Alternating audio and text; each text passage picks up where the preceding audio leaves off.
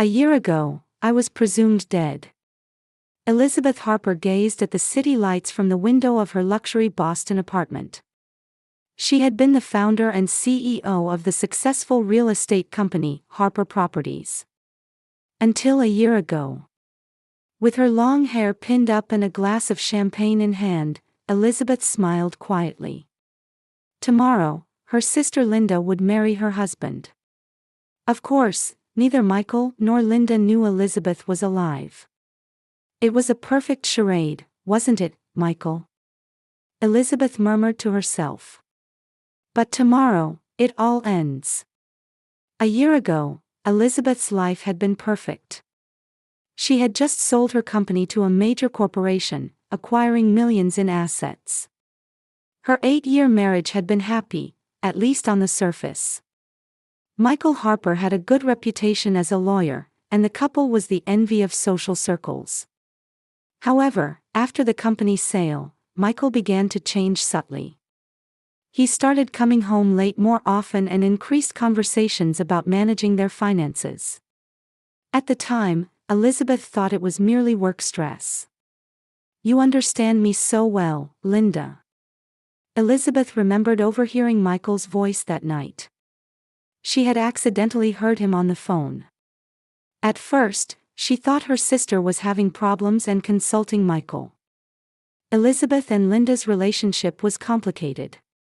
Her sister had always envied Elizabeth's success and resented living in her shadow. Their parents had died in a plane crash 3 years earlier, leaving the sisters their inheritance. Elizabeth had invested most of her share to grow her company.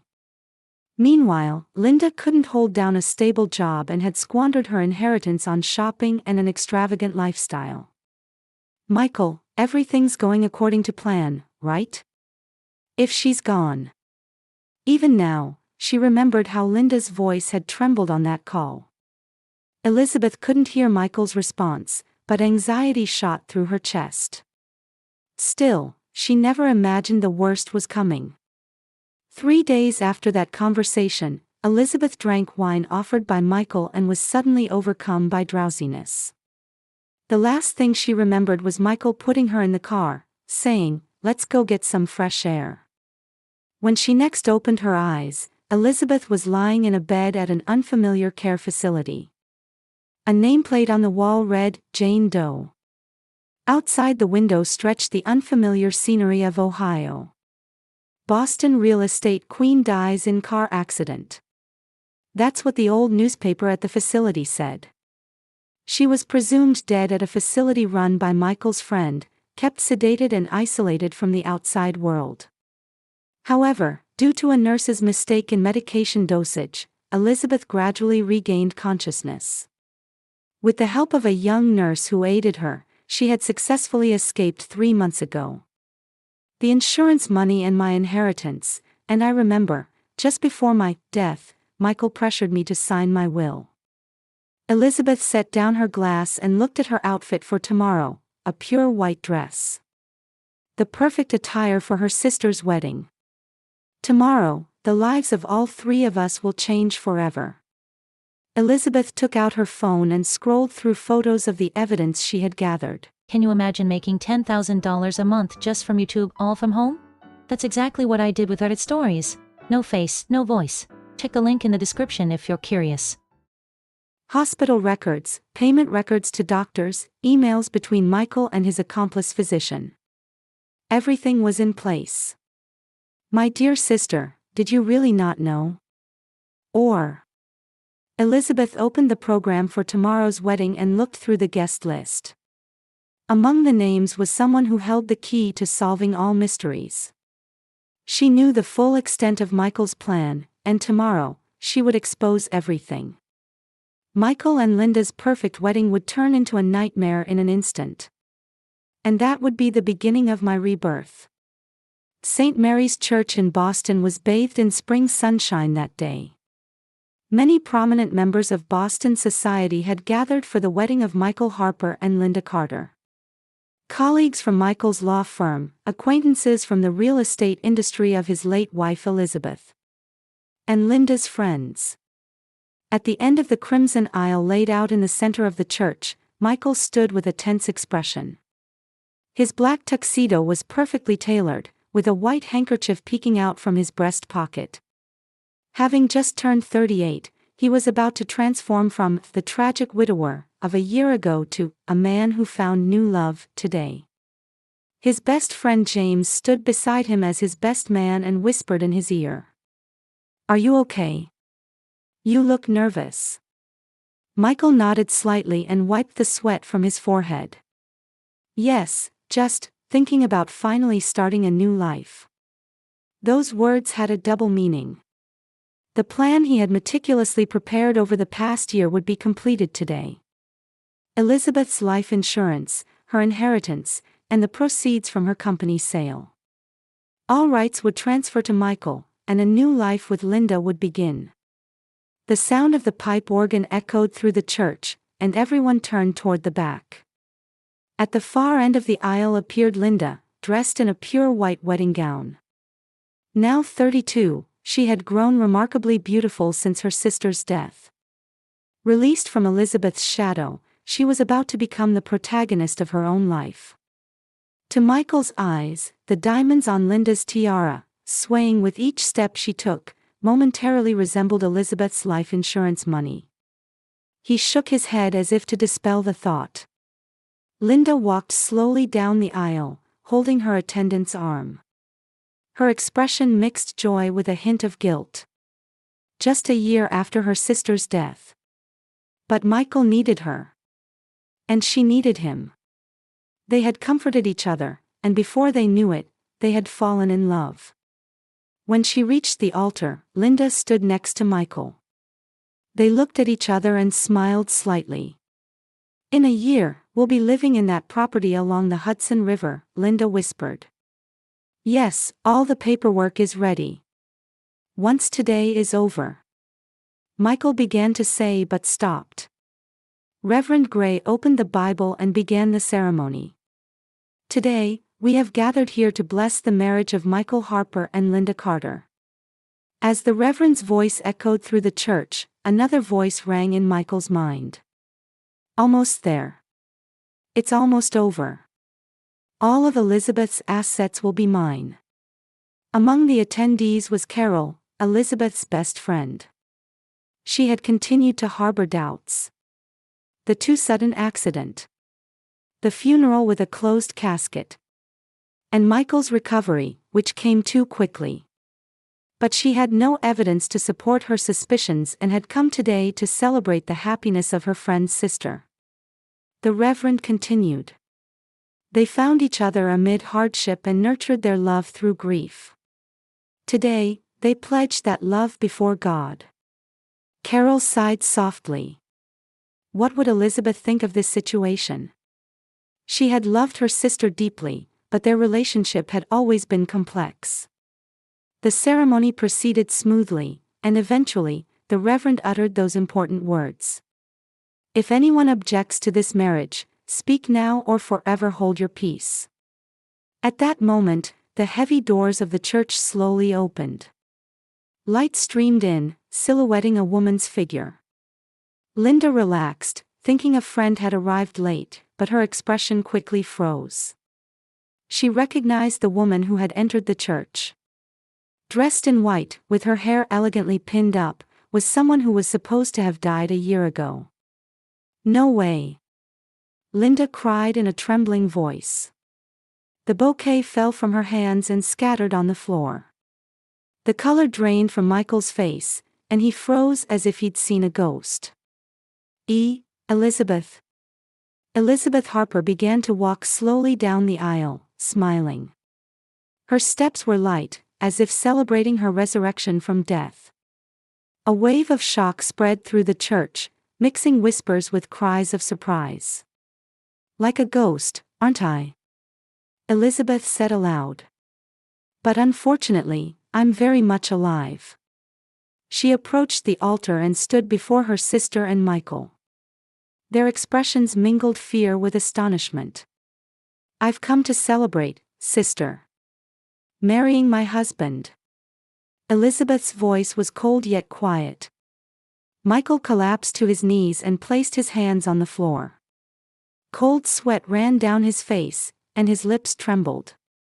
How are you alive?" he barely managed to say. Elizabeth stepped closer and looked down at Michael's face. "That's your first question. How are you alive?" "Not, I'm glad you're okay." Linda covered her mouth with trembling hands, tears streaming down her face. "Sister, really? But the accident, in the coffin." "A closed coffin," Elizabeth quietly answered. "No one saw inside. There was nothing in it, Linda." The church was enveloped in complete silence. Reverend Gray closed the Bible and stood perplexed. Carol rose from her chair and approached Elizabeth with an expression of surprise and joy. "Elizabeth. Is it really you? But how?" Elizabeth gave Carol a brief smile and gazed back at Michael. "I should explain to everyone. Especially to my beloved husband and sister." She took a small digital recorder from her pocket. "It was a perfect plan, Michael. But it had one flaw." Elizabeth's eyes gleamed sharply. "You failed to kill me." Michael's face turned pale, and Linda stood frozen in confusion and fear. Elizabeth pressed the button on the recorder. The church fell into a breathless silence. Michael's voice rang out from the recorder. "The procedure is perfect. Drug her with sleeping pills and drive the car off the cliff. Crash test results show that at that angle, the car will be wrecked but won't burn. She should be in a coma." Next, Elizabeth played another recording. It sounded like a male doctor. "Mr. Harper, once you sign these documents, her death will be officially confirmed. The body, yes, I strongly recommend a closed casket funeral. The accident damage, yes, thank you for understanding." Elizabeth stopped the recorder and began speaking in a calm voice. "A year ago, Michael drugged me with sleeping pills and tried to kill me by staging a car accident. Michael tried to stand but staggered and collapsed to the floor again." Linda stood dumbfounded, tears streaming down her cheeks. "Michael? What is this? What's going on?" Linda's voice trembled. Elizabeth continued, "Our car plunged off a cliff near the White Mountains. Michael escaped beforehand, leaving me alone in the vehicle. By his calculations, I should have died instantly." Michael shook his head, desperately trying to defend himself. "No, it was an accident. I tried to save Elizabeth. Fortunately, the car's airbags deployed, and I survived. However, when Michael brought me, unconscious, to the hospital, he bribed my attending physician, Dr. Randolph, to process me as deceased." Elizabeth took documents from her bag and handed them to Carol, who was sitting in the front row. "These are records of the $500,000 Michael transferred to Dr. Randolph's personal account. And records of patient transfer to Peace Hill Care Facility, in Ohio. I was housed there anonymously as Jane Doe." As Carol reviewed the documents, her expression turned to anger. "Michael, did you really?" Michael desperately shook his head, but pale-faced, he couldn't speak. Elizabeth slowly approached her sister. "Linda, did you really know nothing?" Linda looked confused and terrified, alternately staring at Michael and Elizabeth. "I didn't know. I truly thought my sister died in an accident." "I see." Elizabeth's voice retained a hint of doubt. "Then what did Michael mean when he told you on the phone just before the accident that everything is going according to plan?" The color drained from Linda's face. "That was what we were planning." "What?" "A surprise party, for your birthday." Linda's voice was feeble. Elizabeth sneered. "My birthday was 3 months after the accident."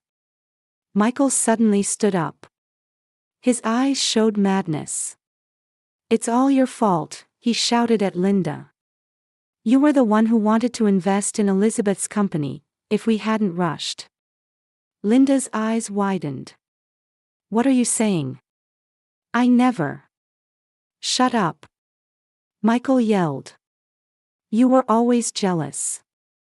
Of your sister's success, her marriage, everything about her. I want the same things, you said.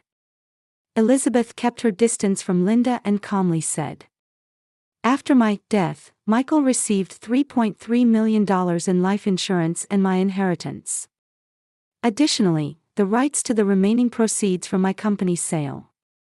In total, about $10 million. A shocked sigh escaped from the audience. Michael bribed Dr. Randolph to forge my death certificate. Then he moved me to a care facility run by a college friend. Elizabeth turned her gaze to a man standing at the back of the venue. Daniel, please come forward. A young man stepped forward. He was wearing a nurse's uniform. I'm Daniel Clark, a nurse at Peace Hill Care Facility. I was in charge of Elizabeth. Daniel noticed I was gradually regaining consciousness due to a medication error at the facility and helped me. Elizabeth directed a grateful look at him.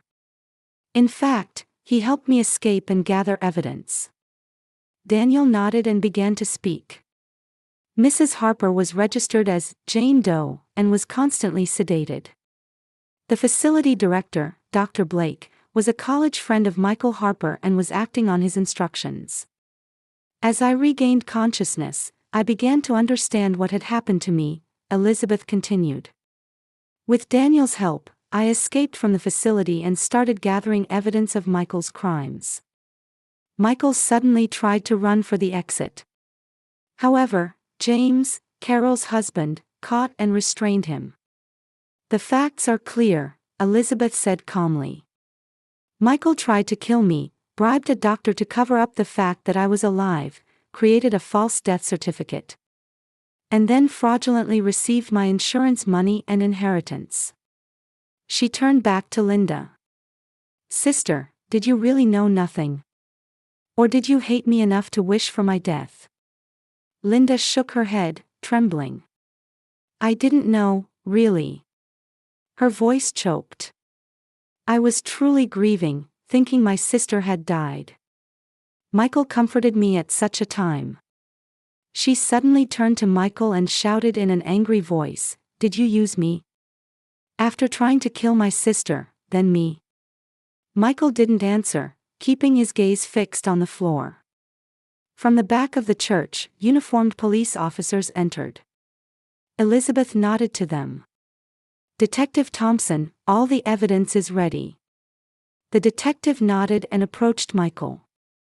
Michael Harper, I'm arresting you on suspicion of attempted murder, fraud, and insurance fraud against Elizabeth Harper.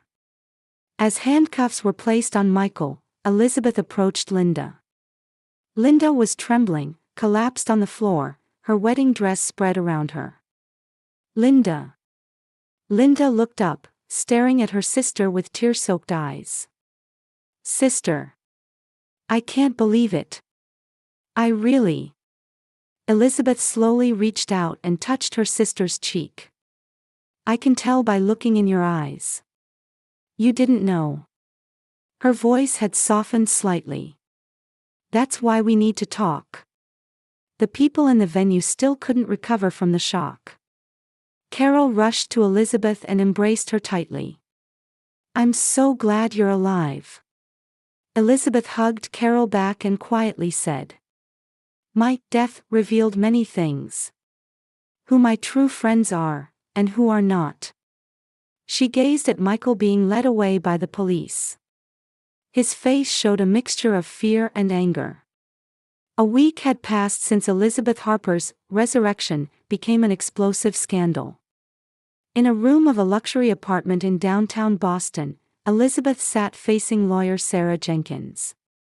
Outside the window, rain fell, and gray clouds covered the city of Boston. All legal procedures are progressing well, Sarah explained, reviewing documents. All legal records regarding your death have been invalidated, and your survival has been officially recognized. The process of restoring your property and asset rights is also underway. Elizabeth nodded quietly, gazing out the window. What's Michael's situation? He's been charged with multiple counts including attempted murder, fraud, insurance fraud, and document forgery. Bail has been denied. Sarah paused for a moment and continued. And Dr. Randolph and Dr. Blake have also been arrested as accomplices. Did they both confess? Yes. Dr. Randolph in particular is providing detailed testimony about everything to reduce his sentence. He's giving detailed accounts of forging your death certificate and receiving bribes from Michael. Elizabeth sighed deeply. Her face showed signs of fatigue, but her eyes held a light of determination. And Linda?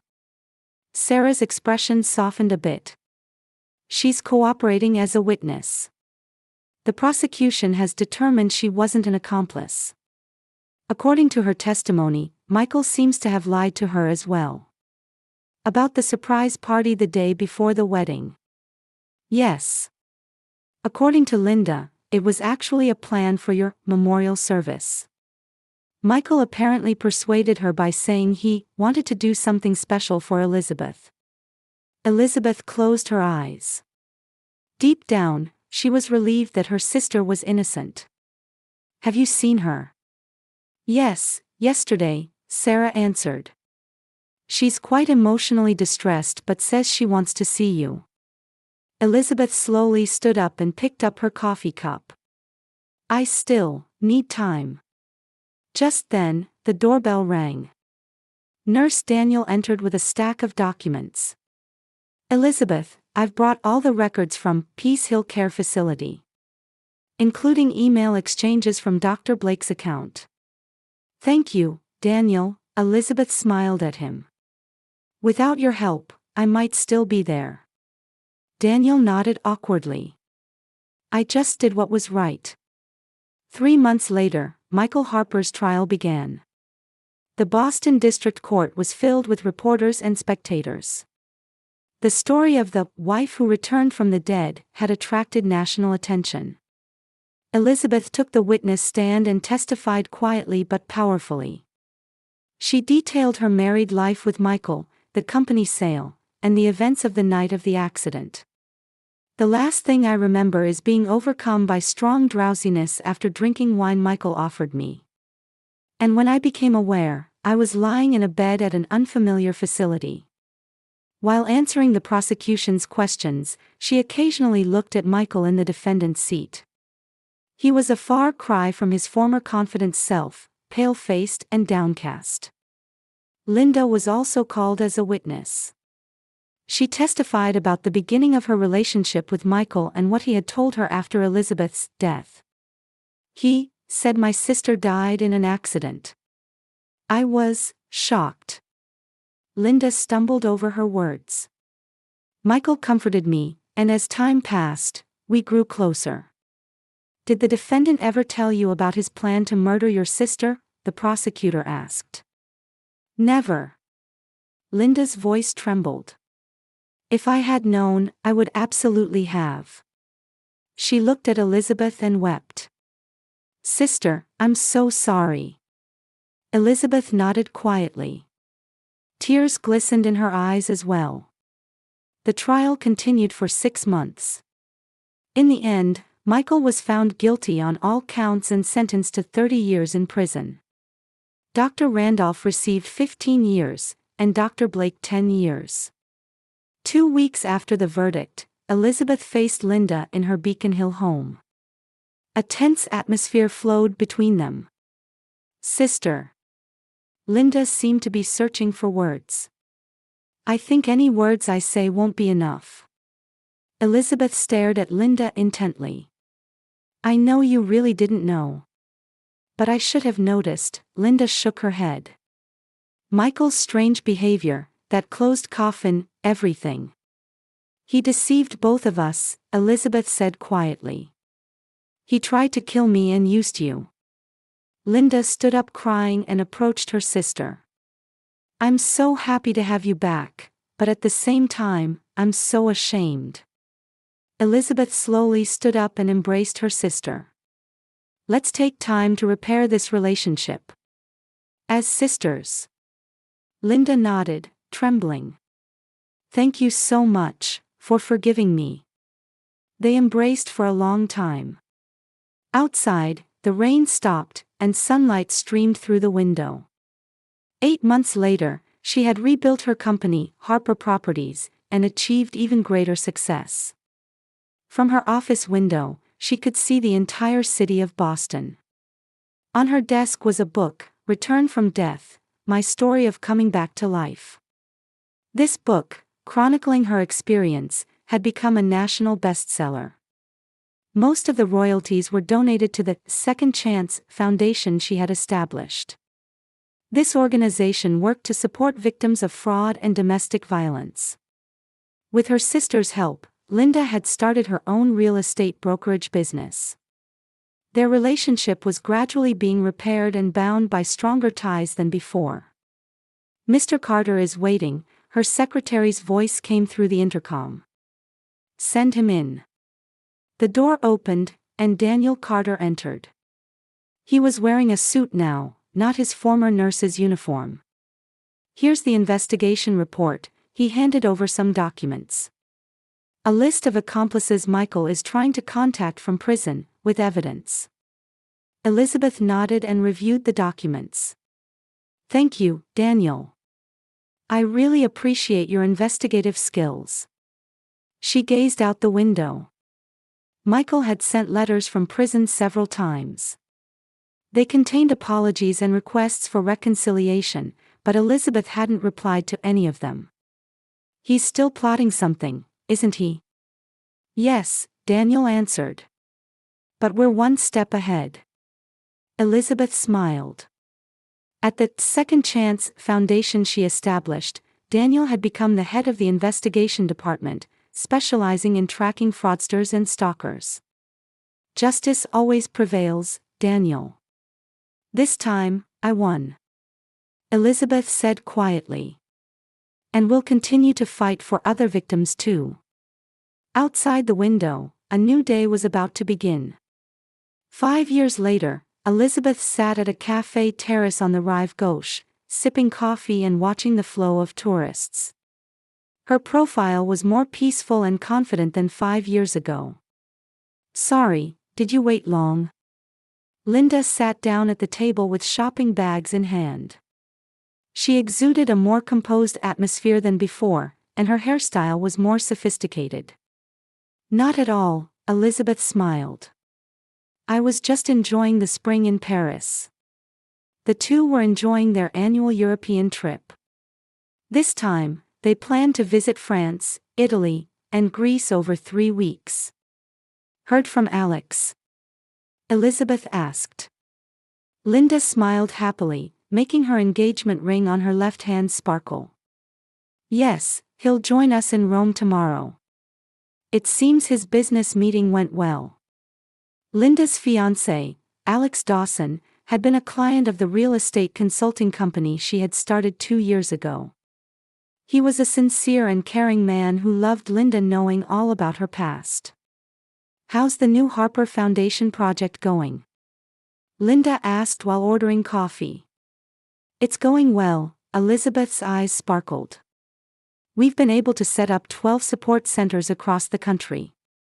They provide a safe place for victims of fraud and violence to escape to. Elizabeth's Second Chance Fund had grown into the Harper Foundation over 5 years, building a nationwide support network. Her book had been translated into many languages, and she herself was often invited to give lectures. If I hadn't had that experience, I might not have been able to help so many people, Elizabeth said quietly. Linda took her sister's hand. I'm truly inspired by your strength, sister. A deep bond had formed between them that hadn't existed before. Past jealousy and competitiveness had disappeared, transformed into a relationship of mutual respect and support. Do you think about Michael? Linda carefully asked. Elizabeth shook her head. I haven't thought about him for a long time. He's just a part of the past now. Michael Harper was living a lonely life in prison. All his appeals had been rejected, and no one visited him. All his former success and status were lost. "What about you?" Elizabeth asked in return. "I sometimes see him in nightmares," Linda answered frankly. "But when Alex is by my side, they quickly disappear." Elizabeth smiled and gazed at the Seine flowing by. Life is strange, isn't it? Sometimes the worst betrayal can lead to the best fresh start and the discovery of true family bonds. Linda nodded and toasted with her sister. "To new beginnings. And to bonds that can never be broken," Elizabeth replied. The spring breeze in Paris carried away the sound of their laughter. Their story had begun with a terrible betrayal but ended with the true bond and strength they found after overcoming it.